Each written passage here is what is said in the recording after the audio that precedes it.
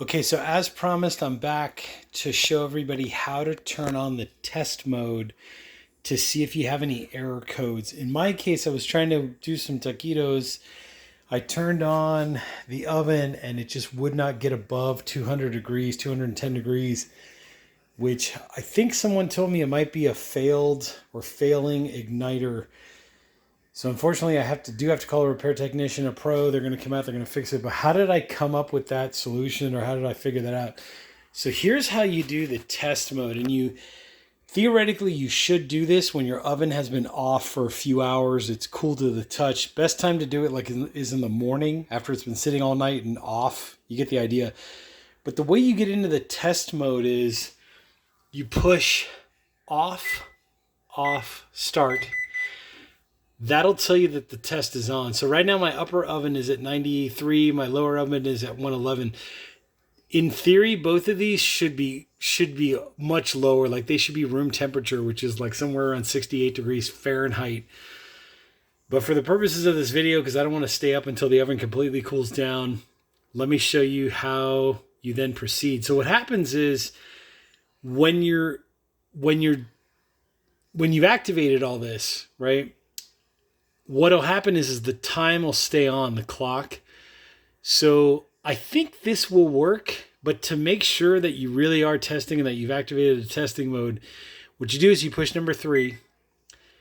That'll say usage. You push 3 again. That's relay usage. This is your engineering mode, and this is your actual test mode. So it says push start to enter. Okay, then it'll say push 3. That tells you that the test mode is on. If you ever want to shut off the test mode, you just push the number 3 again. See, it'll say off. If you push off, it'll end the test mode. But if you push 3, it turns it on. You push the start button. So now you're back to this screen.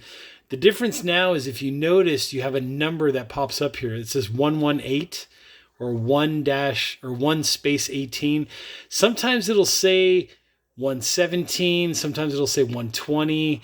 If somebody knows exactly what this number is, comment in the comment section down there below. But I believe what's going on here is, see, it says 118 and then it says SER. If anybody knows exactly what that means, comment in the comment section down there below. Anyways, this process takes like, oh my God, it took like 6 minutes to run through. So I'm not going to make you sit through an entire 6-minute video. But what happens is eventually you'll get like a beep and then you'll start seeing a whole bunch of commands. It'll say like the letter K and then a number like K1, K2, K4, K8, K9. And basically what it's doing is it's testing all the components on your oven. So this happens to be a Kitchenaid / Whirlpool double oven gas range, right? Gas oven, gas range.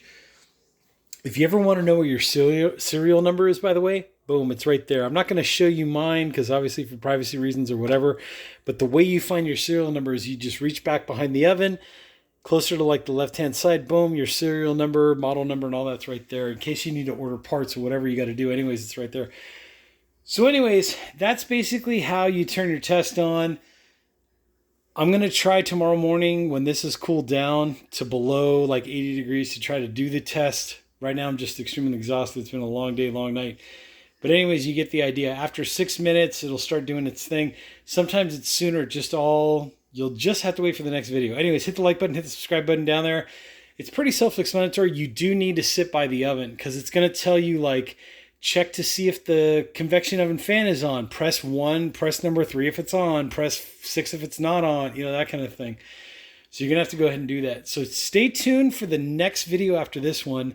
I'm going to show you how to go directly to whatever error codes popped up and then how to clear them as well. And you'll have to stay tuned for that next video. Hit the like button, hit the subscribe button, catch you on the next video. Oh, and check out the description section. There's some cool links in there to some pretty cool products. But again, to turn this off, I'm going to push 3. Right? It's going to say turn. It's going to say test mode off. I'm going to push start. So now it's off. And then just to make sure that everything is off, I'm going to push the off button one more time. Then it'll say, please check, make sure your knobs are turned off, right? Which they are, right? So I'm turning them. counterclockwise, make sure they're all off. That's basically going to make sure that there's no gas that's going to come through here the minute you shut off the oven. So now I'm going to push off again. Boom. Now, when you hear that click noise, that's the gas valve opening back up again to allow gas to come back in to do your, to do your cooking. Anyways, catch you on the next video. Hit that like button, hit the subscribe button.